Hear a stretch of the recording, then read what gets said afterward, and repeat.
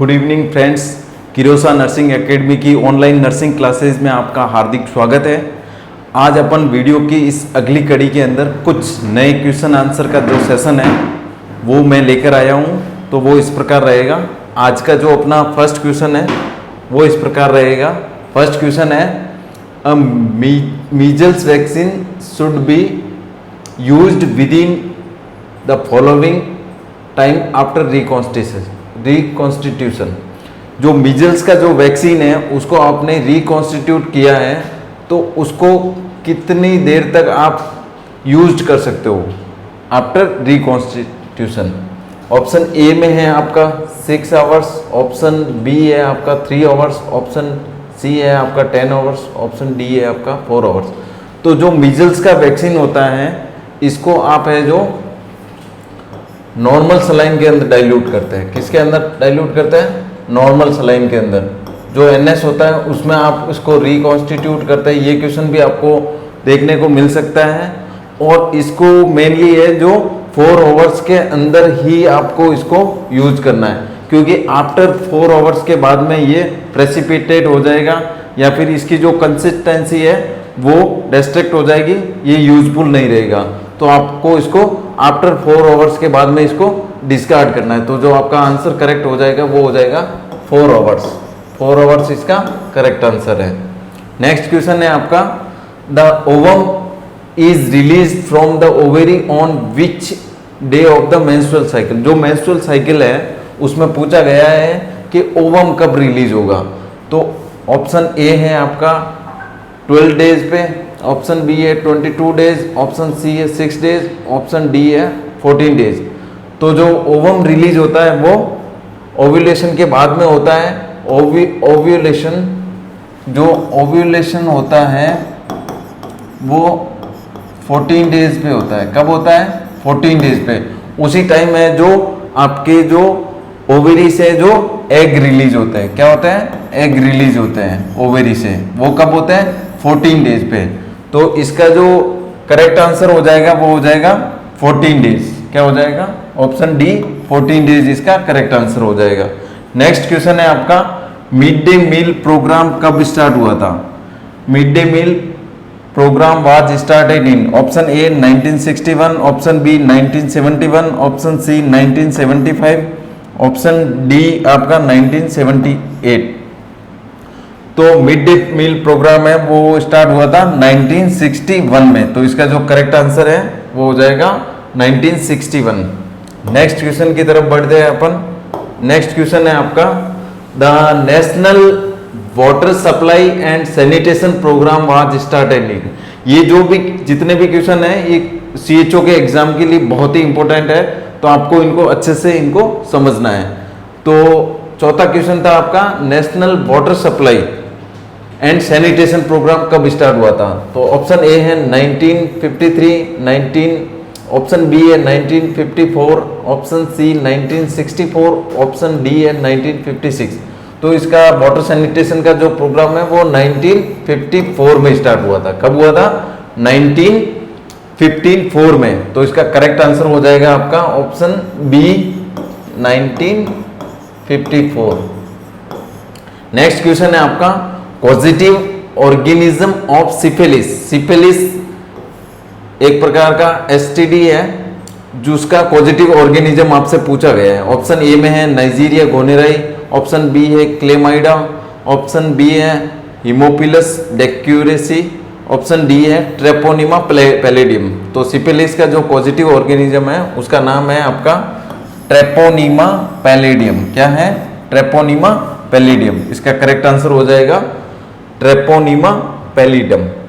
Next question है आपका, incubation period of hepatitis B. Hepatitis B होता है एक प्रकार का वायरल इन्फेक्शन है। क्या है? एक प्रकार का वायरल इन्फेक्शन होता है हेपेटाइटिस बी जो कि लीवर को इफेक्ट करता है। उसका इंक्यूबेशन पीरियड क्या होता है? जब बॉडी के अंदर कोई बैक्टीरिया या वायरस अगर उस बॉडी में एंटर करता है देन उसका जो फर्स्ट साइन और सिम्टम अपीयर होता है उस टाइमिंग के पीरियड को बोलते हैं इंक्यूबेशन पीरियड। तो वो कितना होता है हेपेटाइटिस बी का? ऑप्शन ए है 3 to 6 डेज, ऑप्शन बी है 6 to 20 डेज, ऑप्शन सी है 20 to 30 डेज, ऑप्शन डी है आपका 45 to 18 डेज। तो इसमें जो हेपेटाइटिस बी है वो बेसिकली 45 डेज टू 18 डेज पे होता है। तो इसका करेक्ट आंसर हो जाएगा ऑप्शन डी 45 to 180 डेज। और अगर हेपेटाइटिस यहाँ पे अगर हेपेटाइटिस ए का पूछता तो उसका हो जाता आपका 15 to 45 डेज। क्या हो जाता 15 to 45 डेज। अगर क्वेश्चन में अगर यहाँ पूछता incubation period of hepatitis A, वो भी एक प्रकार का वायरल इन्फेक्शन है, वो ओरल फिको रूट से होता है। और हेपेटाइटिस बी है, अगर उसका पूछे कि वो कौन से रूट के थ्रू इन्फेक्ट करता है तो वो ब्लड सीरम ब्लड के थ्रू होता है, जो बॉडी सिक्रेशंस होते हैं उसके थ्रू फैलता है। ये भी क्वेश्चन आ सकता है, तो ये भी आपको याद रखना है। अगर हेपेटाइटिस ए का पूछता है तो 15 to 45 डेज हो जाएगा। यहाँ पे हमें हेपेटाइटिस बी का पूछा है तो इसका करेक्ट आंसर हो जाएगा 45 to 180 डेज। इसके साथ ही अपन नेक्स्ट क्वेश्चन की तरफ आगे बढ़ते हैं। अपना नेक्स्ट क्वेश्चन है हाइड्रोफोबिया मीन्स। हाइड्रोफोबिया का मीन्स पूछा है। हाइड्रोफोबिया, हाइड्रो का मीन्स होता है वाटर। क्या होता है वाटर। और phobia means fear. Phobia means fear. तो वाटर के थ्रू अगर किसी को फियर होता है तो उसको हाइड्रोफोबिया बोलते हैं। यहाँ पे क्वेश्चन में पूछा है हाइड्रोफोबिया का मीन्स क्या है, तो मैं साथ में इन सब के वो बता देता हूँ। फियर ऑफ फूड को बोलते हैं आपको चीबोफोबिया। क्या बोलते हैं चीबोफोबिया।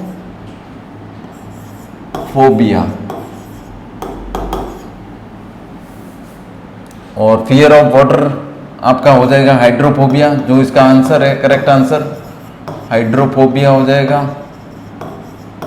देन नेक्स्ट है आपका, यहाँ पे स्पेलिंग थोड़ी मिस्टेक है, इसको आप फियर ऑफ कोल्ड को बोलेंगे आप इसको फ्रीगोफोबिया। फ्रीगोफोबिया क्या बोलेंगे फ्रीगोफोबिया। और फियर ऑफ डाई को बोलेंगे थैनेटोफोबिया। थैनेटोफोबिया। तो ये टर्म्स भी आपको याद रखनी है। इसका तो करेक्ट आंसर हो जाएगा option B fear of water. Fear of water को अपन हाइड्रोफोबिया बोलेंगे, फियर ऑफ फूड को चीबोफोबिया बोलेंगे, फियर ऑफ कोल्ड को फ्रीगोफोबिया बोलेंगे और फियर ऑफ डाई को थैनेटोफोबिया बोलेंगे। तो यहाँ आपके 4 क्वेश्चन रेडी हो गए इसके साथ में। नेक्स्ट क्वेश्चन है आपका 90% of polio virus is infected cases have. मैंने बताया था कि जितने भी मैक्सिमम नंबर ऑफ केसेज है पोलियो के वो मेनली एसिम्प्टोमेटिक होते हैं। तो यहाँ किस ऑप्शन ए है आपका हाई फीवर, ऑप्शन बी है चेस्ट पेन, ऑप्शन सी है पैरालिसिस, ऑप्शन डी है आपका नो सिम्टम। नो सिम्टम मतलब उनमें कोई भी सिम्टम नहीं देखने को मिलेंगे, एसिम्प्टोमेटिक। क्या होगा एसिम्प्टोमेटिक। तो इसका करेक्ट आंसर भी हो जाएगा ऑप्शन डी नो सिम्टम या एसिम्प्टोमेटिक। नेक्स्ट क्वेश्चन है आपका एस्केरियोसिस इज द इन्फेक्शन ऑफ। एस्केरियोसिस एक प्रकार का वर्म्स इन्फेक्शन होता है। क्या होता है वर्म्स का इन्फेक्शन। क्या होता है वर्म इन्फेक्शन। वर्म का इन्फेक्शन होता है। तो वो पूछा गया है कि वो किसको मतलब अफेक्ट करता है या किसका इन्फेक्शन है। Option A urinary tract, option B circulatory system, option C respiratory system, option D gastrointestinal. तो वर्म्स का इन्फेक्शन है ये। तो ये बेसिकली आंतों के अंदर फैलता है, गैस्ट्रोइंटेस्टाइनल ट्रैक्ट को इफेक्ट करता है। तो इसका करेक्ट आंसर हो जाएगा गैस्ट्रोइंटेस्टाइनल ट्रैक्ट। इसका करेक्ट आंसर हो जाएगा option D gastrointestinal tract. Next question की तरफ आगे बढ़ते हैं अपन। नेक्स्ट क्वेश्चन है आपका characteristic feature of tetanus is. जो टिटनस एक प्रकार की कम्युनिकेबल डिजीज है उसका कैरेक्टरिस्टिक फीचर पूछा है आपसे, कौन सा हो सकता है। Option A anorexia, option B oral thrush, option C लॉज ऑक, ऑप्शन सी स्किन रैश। तो बेसिकली टिटनेस है जो एक प्रकार का बैक्टीरिया होता है क्लोस्ट्रीडियम टिटेनी। कौन सा बैक्टीरिया से होता है क्लोस्ट्रीडियम टिटेनाई।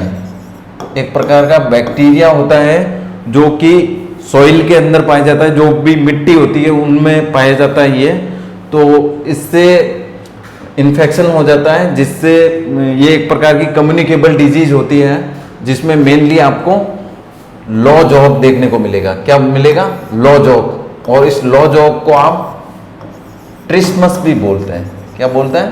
ट्रिस्मस। ये भी क्वेश्चन पूछ सकते हैं आपसे कि लॉ जॉब को कंडीशन को क्या बोलते हैं? उसको बोलते हैं ट्रिस्मस। क्या बोलते हैं? ट्रिस्मस।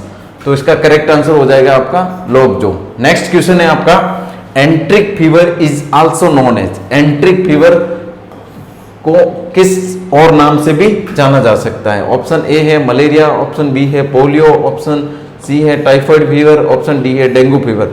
तो जो एंट्रिक फीवर है उसका और भी नाम है, उसको टाइफाइड भी बोलते हैं। क्या बोलते हैं? Typhoid fever.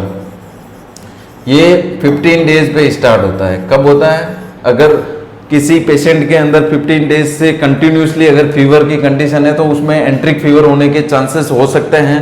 और इसका भी जो बैक्टीरिया का नाम पूछ सकते हैं आपको, ये बैक्टीरियल इन्फेक्शन होता है। क्या होता है? बैक्टीरियल इन्फेक्शन होता है। उसका नाम है साल्मोनेला टाइफी और पैराटाइफी। दो बैक्टीरिया होते हैं, साल्मोनेला टाइफी और साल्मोनेला पैराटाइफी। उसके द्वारा इन्फेक्शन होता है, उसको बोलते हैं टाइफाइड फीवर या एंट्रिक फीवर। और इसमें जो फीवर की कंडीशन होती है 15 डेज तक रहता है ये। तो ये आपको याद रखना है, टाइफाइड फीवर को एंट्रिक फीवर भी बोलते हैं। और ये बैक्टीरियल इन्फेक्शन होता है। बैक्टीरिया का नाम मैंने बता दिया है, साल्मोनेला टाइफी, और एक और होता है साल्मोनेला पैराटाइफी। ये दोनों ही बैक्टीरिया होते हैं जो कि टाइफाइड का कॉज करते हैं। नेक्स्ट क्वेश्चन है आपका, sleeping sickness is transmitted by. Sleeping sickness है वो किसके द्वारा ट्रांसमिट होता है? ऑप्शन ए है इसमें ये चेस्टिनेज फ्लाई बोलते हैं इसको। इसमें टी साइलेंट होता है। एक है सैंड फ्लाई, एक है मॉस्किटो, एक है रैबिट। तो इसका जो करेक्ट आंसर है वो चेस्टेज फ्लाई बोलते हैं। इसका करेक्ट आंसर यही होगा। ये एक प्रकार की फ्लाई होती है जो ह्यूमन को बाइट करने के बाद होता है, जिससे स्लीपिंग सिकनेस होता है, जिसके अंदर फीवर होगा, जॉइंट पेन होगा और हेडेक भी हो सकता है। इसका करेक्ट आंसर इसमें जो करेक्टरिस्टिक देखने को मिलेंगे। नेक्स्ट क्वेश्चन है आपका 13 number, DOT is given to treat. DOTS की जो थेरेपी होती है, डॉट्स, इसकी पहले तो फुल फॉर्म आपको मैं बता देता हूं, डायरेक्ट ऑब्जर्वेशन थेरेपी या ट्रीटमेंट। थेरेपी और ट्रीटमेंट भी बोल सकते हैं अपन इसको, डॉट्स शॉर्ट कोर्स। इसमें क्या होता है कि हेल्थ केयर के ऑब्जर्वेशन में आप उसको मेडिकेशन देते हैं, ताकि वहीं पे हेल्थ सेंटर के उनके पेशेंट के सामने उनको मेडिसिन दी जाती है, ताकि वो ले उसको टाइम पे और वो बीमारी से ट्रीट हो सके। तो कौन सी डिजीज में वो देते हैं? ऑप्शन ए है एड्स, ऑप्शन बी है TB, option C polio, option C है मीजल्स। तो डॉट्स की जो थेरेपी है वो टीबी में काम आती है। टीबी ट्यूबरकुलोसिस होता है, जो कि लंग्स का इंफेक्शन होता है, और ये किसके थ्रू होता है? माइकोबैक्टीरियम ट्यूबरकुलाई से होता है।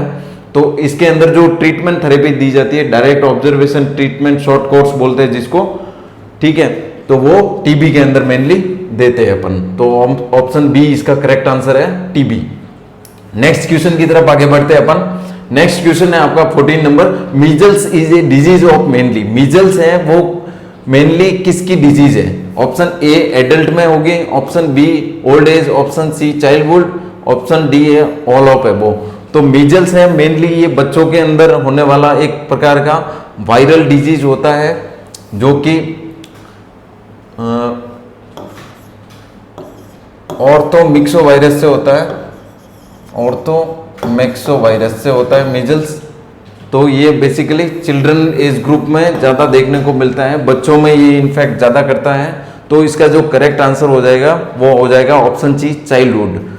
एडल्ट में और ओल्ड एज में आपको मीजल्स है जो नहीं देखने को मिलेगी। और नेक्स्ट क्वेश्चन है आपका 15 number, cholera is a, cholera क्या है, मतलब कोलेरा जो एक डिजीज है एक प्रकार की, वो किसके द्वारा इन्फेक्शन होता है या कैसे होती है। तो ऑप्शन ए है फंगल इन्फेक्शन, ऑप्शन बी है आपका बैक्टीरियल इन्फेक्शन, ऑप्शन सी है आपका वायरल इन्फेक्शन, ऑप्शन डी है प्रोटोजोआ। तो कोलेरा जो मेनली है जो एक प्रकार का बैक्टीरियल इन्फेक्शन है, क्या है, एक प्रकार का बैक्टीरियल इन्फेक्शन है, और उसका नाम क्या है, वाइबेरियो कोलेरी, विब्रियो कोलेरी। क्यों बोलते हैं इसको कि क्योंकि इसकी जो साइज होती है वो कॉमा शेप की होती है। कैसी होती है, इसकी शेप कैसा होता है, कॉमा शेप होता है। कभी कभी ये भी क्वेश्चन आपको देखने को मिल सकता है कि कॉमा शेप का बैक्टीरिया है वो कौन सी डिजीज से रिलेटेड है, तो वो आपका हो जाएगा कोलेरा। और कोलेरा का इन्फेक्शन किससे होता है, तो वो एक प्रकार का बैक्टीरियल इन्फेक्शन है। क्या होता है, एक प्रकार का बैक्टीरियल इन्फेक्शन है। और अगर उस बैक्टीरिया का नाम पूछ ले आपसे तो वो भी आपको पता होना चाहिए, वाइबेरियो कोलेरी। क्या है, वाइबेरियो कोलेरी, और ये कोमा शेप में होता है। नेक्स्ट क्वेश्चन की तरफ मूव करते हैं अपन। नेक्स्ट क्वेश्चन है अपना, yellow fever is a, yellow fever है वो क्या है, येलो फीवर क्या है, एक प्रकार से क्वेश्चन में पूछा गया है। फंगल डिजीज है, बैक्टीरियल डिजीज है, प्रोटोजोअल डिजीज है या वायरल डिजीज है। तो येलो फीवर है जो कि एक प्रकार की वायरल डिजीज है। क्या है, एक प्रकार की वायरल डिजीज है। इसमें येलो फीवर है जो फ्लेवी वायरस के थ्रू फैलता है, फ्लेवी वायरस है उसके थ्रू फैलता है। और ये मॉस्किटो बाइट से होता है, पर्टिकुलरली एक मॉस्किटो बाइट होता है उसके थ्रू फैलता है। वो मॉस्किटो का नाम है एडिस एगिप्टी। जो डेंगू का जो मॉस्किटो है वो ही सेम इसमें भी आपको देखने को मिलेगा येलो फीवर के अंदर, जो कि एक प्रकार का वायरल डिजीज है जो फ्लेवी वायरस के थ्रू फैलता है। तो ये आपको याद रखना है। अगर मॉस्किटो का नाम पूछे तो एडिस एगिप्टी, और वायरस का नाम पूछे तो फ्लेवी वायरस है। तो ये एक प्रकार की वायरल डिजीज है। क्या है, एक प्रकार की वायरल डिजीज। नेक्स्ट क्वेश्चन की तरफ मूव करते हैं। नेक्स्ट क्वेश्चन है इम्यूनिटी मीन्स, इम्यूनिटी का मीन्स क्या है, मतलब क्या है। ऑप्शन ए है treatment of disease, option B है prevention of disease, option C है disease resistance capacity, option D है आपका नन ऑफ अबोव। तो इम्यूनिटी अपने शरीर के अंदर जो एंटीबॉडीज बनती है, कोई भी डिजीज या रोगाणुओं से लड़ने की जो अपनी क्षमता होती है, कोई बैक्टीरियल इन्फेक्शन अपने बॉडी में हो गया तो अपनी बॉडी उसको किस प्रकार से उसको फाइट करती है, वो जो कैपेसिटी आपकी बॉडी के अंदर होती है उसको बोलते हैं इम्यूनिटी। तो इसका जो करेक्ट आंसर होगा वो होगा option C, disease registration capacity. जो डिजीज के प्रति प्रतिरोधक क्षमता होगी उसी को बोलेंगे इम्यूनिटी। तो इसका करेक्ट आंसर हो जाएगा option C, disease resistance capacity. Next question है आपका mode of transmission of cholera. Cholera मैंने बताया था अभी आगे वाले क्वेश्चन में कि कोलेरा एक प्रकार का बैक्टीरियल इन्फेक्शन होता है। बैक्टीरिया का नाम बताया था मैंने, वाइबेरियो कोलेरी। उसका शेप भी बताया था मैंने, कोमा शेप का होता है। और अब ये पूछ रहा है कि उसका मोड ऑफ ट्रांसमिशन, जो फैलता है, जो ट्रांसमिशन होता है, उसका मोड क्या हो सकता है। तो ऑप्शन ए में है कंटामिनेटेड वाटर, ऑप्शन बी है कंटामिनेशन हैंड, ऑप्शन सी है कंटामिनेटेड फूड, ऑप्शन डी है ऑल ऑफ अबोव। तो जितने भी ये कोलेरा का अगर जो ट्रांसमिशन है, अगर आप ये ओरल फीको रूट के थ्रू होता है, मेनली ओरल फीको रूट से होता है। अगर आपने कोई भी कंटामिनेटेड वाटर पी लिया है या आपने अगर कंटामिनेटेड हैंड से खाना खा लिया है या आपके जो फूड में उसमें अगर कंटामिनेशन है तो उसके थ्रू आपका कोलेरा हो सकता है। इसमें एक और कंडीशन मैं बता देता हूं, इसमें बहुत ही ज़्यादा डिहाइड्रेशन होता है, डायरिया होता है। क्या होता है, आपको डिहाइड्रेशन देखने को मिलेगा और वाटरी लाइक स्टूल होगा। कैसा होगा, वाटरी वाटरी स्टूल देखने को मिलेगा आपको। जैसे राइस लाइक वाटर नहीं होता है, राइस लाइक वाटर, एकदम राइस लाइक वाटरी स्टूल इसमें देखने को मिलेगा। ये क्वेश्चन भी आपको पूछ सकते हैं कि राइस लाइक वाटरी स्टूल किस में देखने को मिलेगा, तो वो होगा आपका कोलेरा। तो इसका जो करेक्ट आंसर है डी होगा इसका करेक्ट आंसर, ऑल ऑफ एबो। क्योंकि कंटामिनेशन ऑफ वाटर, हैंड और फूड, ये अगर कंटामिनेशन है तो उससे आपको कोलेरा का ट्रांसमिशन हो सकता है। नेक्स्ट क्वेश्चन की तरफ मूव करते हैं अपन। नेक्स्ट क्वेश्चन है आपका 19 number. Malaria is mainly affect, malaria है जो कि फीमेल एनाफिलीज के थ्रू फैलता है। किसके थ्रू फैलता है? Female Anopheles. मलेरिया है जो मेनली फीमेल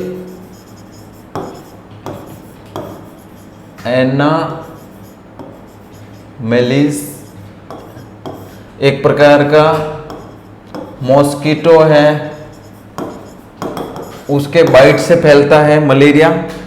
अब ये पूछ रहा है मेनली किसको अफेक्ट करता है। Option A spleen, option B kidney, option C liver, option D है इंटेस्टाइन। तो स्प्लीन मेनली मलेरिया है जो स्प्लीन को इफेक्ट करता है। किसको करता है? स्प्लीन को। वैसे तो ये लीवर को भी करता है, लेकिन इसने क्वेश्चन में पूछा है मेनली किसको अफेक्ट करता है, तो मेनली इसमें मलेरिया के अंदर आपको स्प्लीनोमेगेली देखने को मिलेगा। स्प्लीनोमेगेली, स्प्लीनोमेगेली का मीन्स होता है कि जो स्प्लीन की जो साइज है वो अनलार्ज हो जाएगी। क्या हो जाएगा? स्प्लीन की जो साइज होगी वो अनलार्ज हो जाएगी और इसको ये अफेक्ट करेगा। तो इसका जो करेक्ट आंसर हो जाएगा वो हो जाएगा option A spleen. Last question है इस वीडियो का, causative organism of plague. Plague है उसका कॉजेटिव ऑर्गेनिज्म क्या होगा?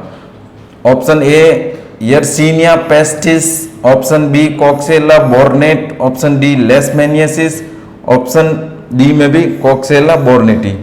तो इसका जो प्लेग का जो इसको ब्लैक डेथ भी बोलते हैं। क्या बोलते हैं? Black death. ब्लैक डेथ के नाम से भी जाना जाता है। अब इसका जो पॉजिटिव ऑर्गेनिज्म है उसका करेक्ट आंसर है ऑप्शन ए यर्सीनिया पेस्टिस। किसके थ्रू फैलता है ये? यर्सीनिया पेस्टिस इसका पॉजिटिव ऑर्गेनिज्म है। इसी के साथ मैं अपने वीडियो को यहीं पे विराम देता हूं और मेरे द्वारा जो भी आपको क्वेश्चन समझाया मैं आशा करता हूं कि वो सारे क्वेश्चन आपको अच्छे से समझ में आ गए होंगे। ये आपके एग्जाम के पॉइंट ऑफ व्यू से बहुत ही इंपॉर्टेंट रहेंगे।